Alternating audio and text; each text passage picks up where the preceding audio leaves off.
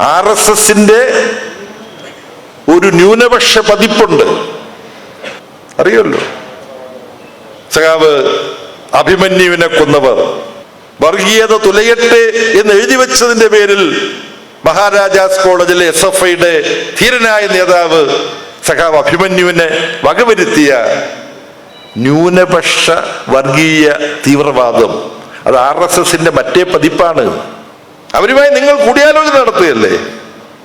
അവരുമായി കോൺഗ്രസ് കൂടിയാലോചന നടത്തുന്നത് ഈ ന്യൂനപക്ഷ തീവ്രവാദ പ്രവർത്തനം കോൺഗ്രസിന്റെ കൂടി, ചില സ്ഥലത്ത് ലീഗിന്റെ കൂടി അനുഗ്രഹാശിസുകളോടുകൂടി ന്യൂനപക്ഷ തീവ്രവാദ പ്രവർത്തനം ശക്തിപ്പെടുന്നതും RSSന് വളരെ ഇഷ്ടമാണ്. കാരണം അവരുടെ തീവ്രവാദ പ്രവർത്തനത്തിന് ന്യായീകരണം കിട്ടുകയാണ്. അവര് കണ്ടില്ലേ തീവ്രവാദ പ്രവർത്തനം നടത്തുന്നത്? ഡൽഹിയിൽ നടന്നു ദാരുണമായ സംഭവം, ബോംബ് സ്ഫോടനം. CPIM ആദ്യം തന്നെ അപലപിച്ചല്ലോ അതിനെ.